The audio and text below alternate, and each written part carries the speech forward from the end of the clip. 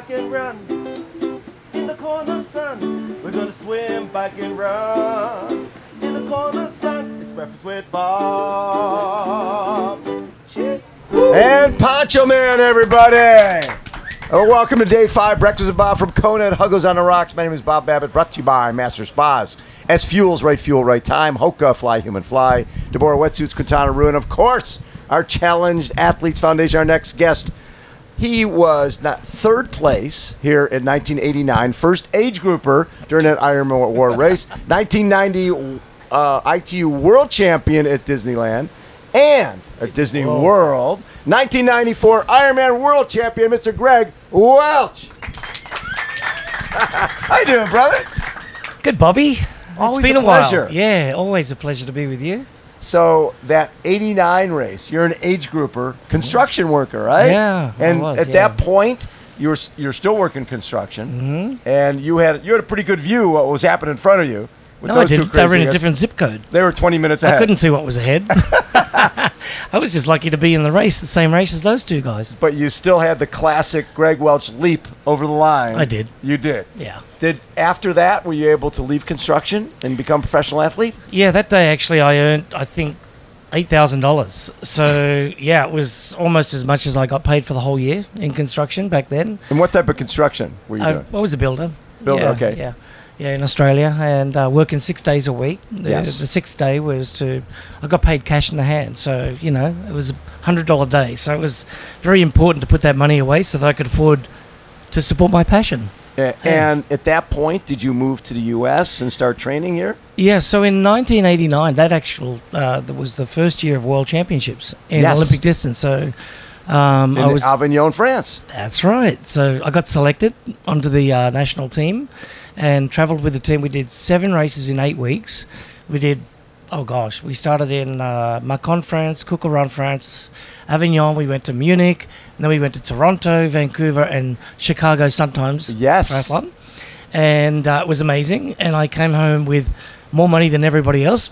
So I was the bank for everyone because it was tough on the road. And yeah, so saved up a little bit of money. Yes. And I was able to afford to come to San Diego in 1990. Because people don't quite get that back in those days, it's not like you can say you're in Australia, considering there weren't that many events there. So if you wanted to go to Europe or to the U.S., it wasn't something you did for the weekend. You had to commit to months at a time to come here, and then you're without your family.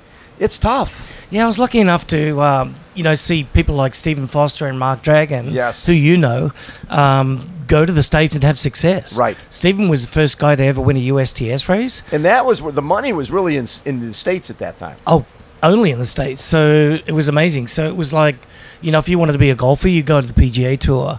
It was like that. Yes. So Stephen came across, got some success, and I wanted a part of that. Exactly. Yeah. And so you moved to San Diego.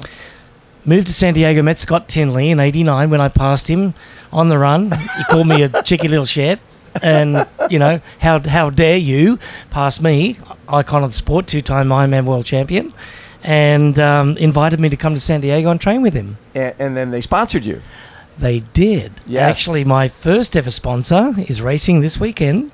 You know him very well. He's the co-founder of CAF, Jeffrey Essico. He was the owner and founder of Tinley Performance Wear with Jim Riley, Kiwi, and Scott Tinley. So they were my first ever sponsors, and they were the sole reason actually why I was able to afford to become a professional triathlete. And I remember because all the guys were swimming at UCSD Canyon Pool. That was me.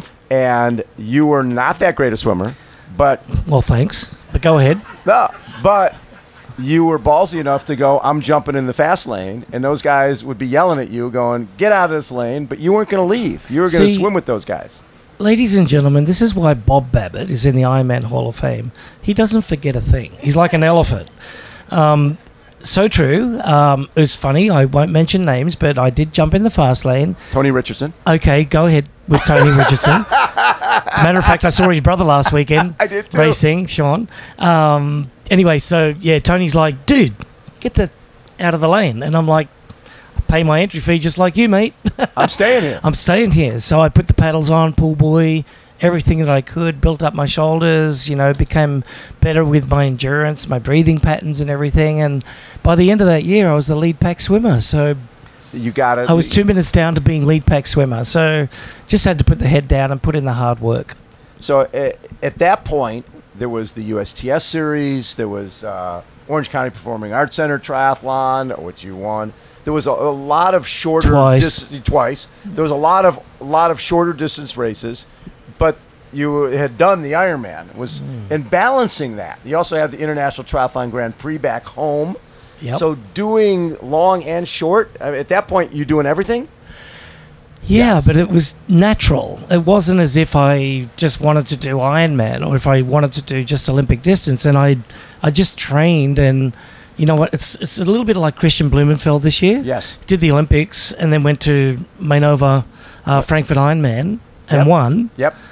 2 weeks later. Exactly. And he said yesterday at the press conference, he said, I didn't even know where I was at with my fitness. And I'm like, you don't even have to worry about that.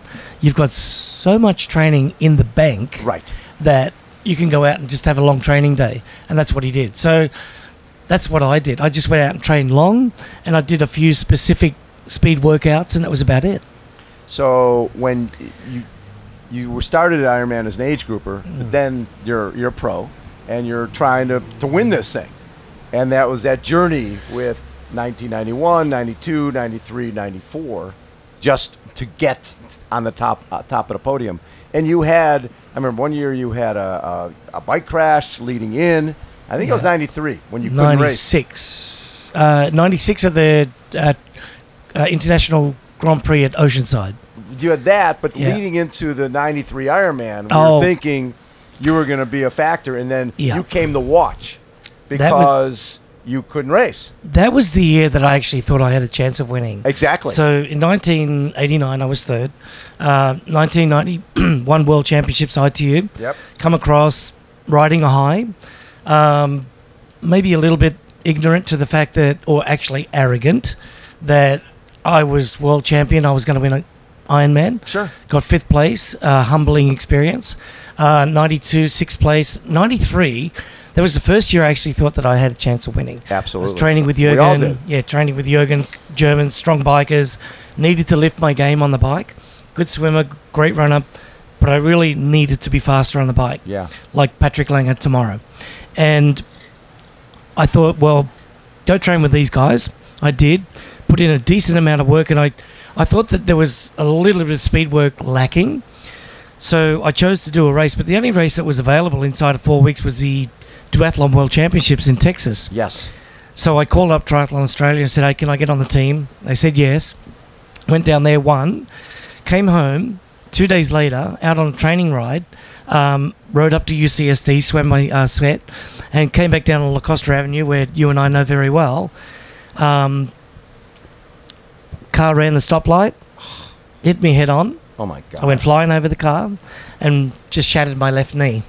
So tore my MCL, medial collateral ligaments, came here with crutches, commentated for NBC and watched the race live and learned a lot. I was going to say, you learn from watching, because a lot Sure of did. times when you're in the midst of it, you don't see the moves.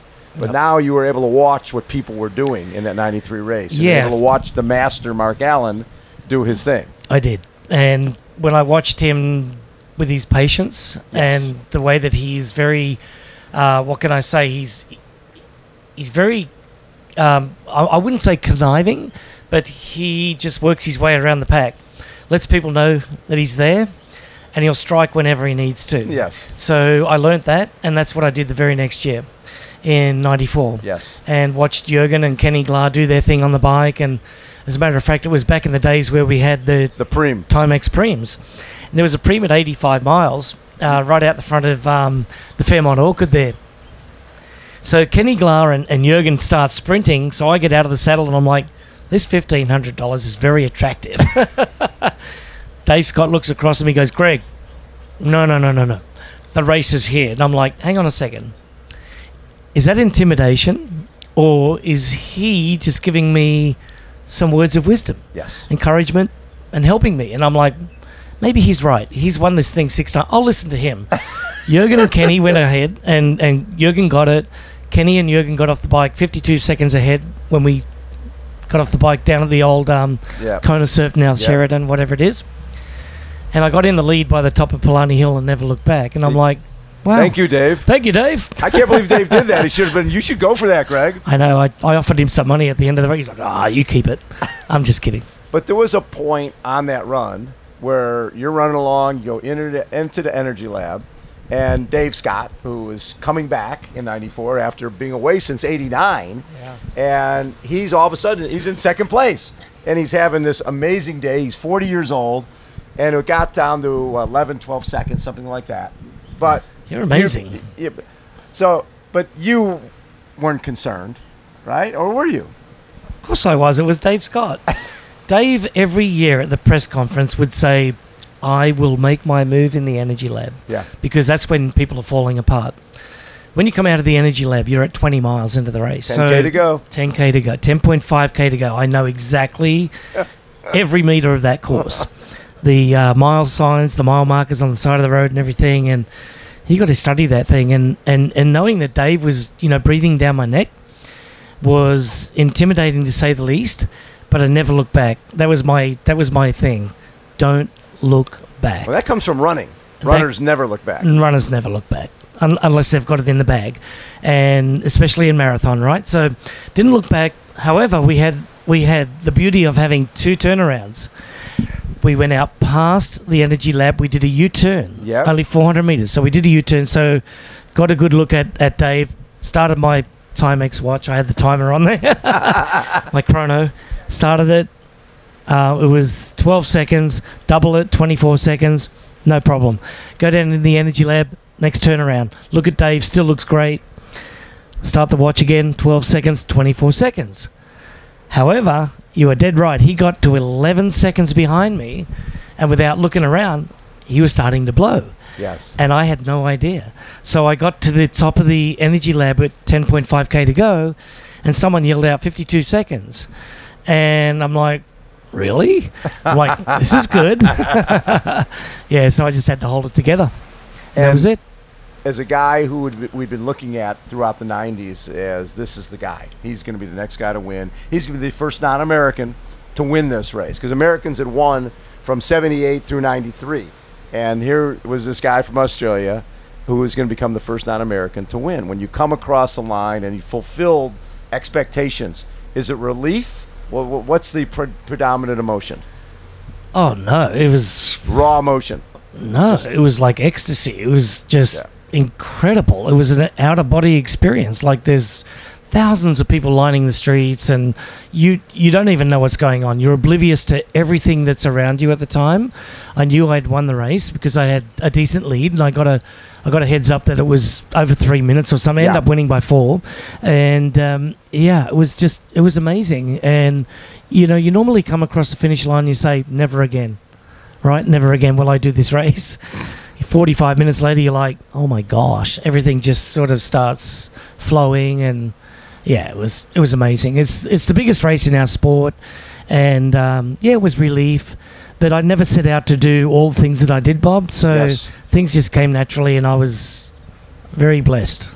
So the Olympics coming to Sydney. The triathlon was launched at the Olympics in 2000. That's right. They announced it in 94, I think, something 93. like that. 93. That it was being in Sydney, and in 97, they told us that triathlon was going to come in. Exactly. And so now it's your hometown. You're going to be the Olympics is going to be in your hometown, the first ever Olympic triathlon. And it's you at that time, Brad Bevan. There's so many great Aussies. Did that become the focus? I'm going to Sydney. Yeah, Chris McCormack and my very dear friend, Craig Alexander. Yeah. So, absolutely, Bob. That was going to be my second last race of my career. Right. And I was going to do this race and retire in 2000. Didn't quite get to the start line, but that was my sole goal from 97. So I didn't race here in 97 or 98. And I came here with my wife, and she was racing, and I was running up and down the street like crazy, getting ready for Olympic distance races, and I was on top of things. Yes, you were. Yeah, and then Then 99. Illness, yeah. Then illness, yeah. Well, 99, you're doing this race, and you're at the front, and all of a sudden, you can't breathe. Your heart is like beating 1,000 miles an hour. You're on a paddle. You basically had to lean on a paddle board, Yeah, right? I did, yeah. To catch your breath. Yeah. And how many times did that happen throughout the swim, bike, and run? Yeah, so I got to around about 200 metres before the turnaround. Yeah. Michael McMichael, he's always been the swim, leader coordinator in the water. NBC boat right on my side. Tim Deboer, myself, and I think it was Luke Van Leerd. 3 of us in a breakaway in the lead of the swim. And all of a sudden, I couldn't breathe, like you said, rolled onto my back. And this was going on for about 2 minutes, so I held onto the board. And Michael's like, hey, he saw it was me. He goes, Greg, you can't hold onto the board for much longer. You're going to have to get going. Rolled onto my back, tried to breathe, and I was in ventricular tachycardia, but at the time I didn't even know. So I thought I was having an asthma attack. Sure. And I didn't find out until 4 weeks later what it was. So popped out of VTAC, got going again, happened 3 times in the swim, get out of the water. Now I'm at 56 minutes instead of like 49, 48, somewhere, or actually 46, somewhere there. And get on the road 12 times on the bike. I had to stop, get off, put my head, in my arms on the handlebars. Yeah, and just try and breathe. I'm like, what is happening? Instead of just like being normal and saying, just call it a day, I'm like, okay, typical, triathlete. Keep going. Keep going. Keep going. That's Nothing's wrong. Nothing's wrong. And then 3 times on the run, I had to stop as well. The crappy thing about that day is that I finished 11th, 1 out of the money. The other crappy thing is that I had to catch up to my wife on the bike. She's like, what's going on with you? And I'm like, I'm just having a training day. I didn't say anything. And then, but anyway, it was terrible. What was your marathon? Was it 2:49? I had the fastest run of the day. It was 2:45 or something like that. Yeah. With stopping. 3 stops for like 3-4 minutes. And how high did they think your heart rate went that day? No, it was 320. 3? Yeah. 20? Yeah, 320. 320 heart rate. 320. I mean, the fact that you didn't die that day? Only a trained heart can put up with that heart rate. I learned that in hospital, and, when they measured everything with EKGs and just one... I went through a battery of tests. Right. But anyway, 70 hours of heart surgery later, I'm still here. We're still pumping. Pacemaker. Oh, I got the big defib. It's in the back now. So, it's a honking, bigger than an iPhone. Looks disgusting, but it allows me to breathe. When we were sitting in Sydney at the Olympics, and I'm looking around, and there's Greg Welch, and I see Brad Bevan, and all the guys we thought were going to be at the start line. How hard was that for you to be there, knowing that was going to be the culmination? And the way the race played out, with the sprint finish with Simon Whitfield, I'm like, that would have been Welchie. Welchie would have been the guy sprinting with Simon and getting the gold medal in his hometown and dropping a mic and going, nice career, it's been wonderful, thank you, I'm out. Yeah, you picked it. That would have been it. That right? Yeah, absolutely. So I was born 5 kilometres from the start line, my hometown, and I won the Olympic test events going into it. A year later. No, a year before. A year before, I'm sorry. Yeah, exactly. So I was primed. I was ready to go. And it would have been the best swan song ever, right? But it didn't happen. I was a little upset that I didn't get to race, but the beauty of it was I retired number 1 in the world. Yes. And I retired off the Olympic team to allow somebody else to have the opportunity to go take my place and represent Australia in Sydney. So I felt good about that. And you had an amazing, when I look at from 89 to 99, and I look at all the races here, and also going back to Australia, doing the International Triathlon Grand Prix, and all the races you did, your career was certainly full of a ton of racing. Yeah, it was amazing. I really, when I look back at it, I had this conversation with Marinda last week. Yeah. How on earth did we do this? Right? I look back at it and just go, that was amazing. Yeah. That was really amazing. Like, I go and play 2 hours of pickleball now, and I'm thrashed. But I love it. It's my adrenaline. But anyway... so what can you do now? No, I can do a lot. Okay. No, I can do a lot. It's just, I just have to be sensible about what I do. But, and not, just go stupid. So I'm fine. And at this point, you do commentary here. Mm. You just got back from Vegas, where you're doing the T100 series. Yeah. You were at the Olympics and Paralympics, doing covering both of the triathlon for both of those. Yeah. So you're basically everywhere. Well, it's my passion. Yeah. So I work for Oakley. That's Yes. my day job, global sports marketing, and I've been with Oakley since 1991. And they've been an incredible employer, and I love my company. And but when I do commentary, it's my passion. So it's to Yes. be informative. It's to be sitting next to somebody on their couch in their living room, let them know what they want to hear, or actually what they don't know. And I just love it. It's the best. I research the heck out of everything, and just love delivering. What everybody wants to hear, and that's awesome. And I started with Bob doing Ironman live commentary here in 2001 Yeah. when we started with Sport Vision, and with a computer, pretty much with one computer and a couple of cameras. So it's been awesome. It's been a fun Yeah, journey. it's been How fun. about a round of applause for Mr. Greg Welch, 1994 Ironman World Champion.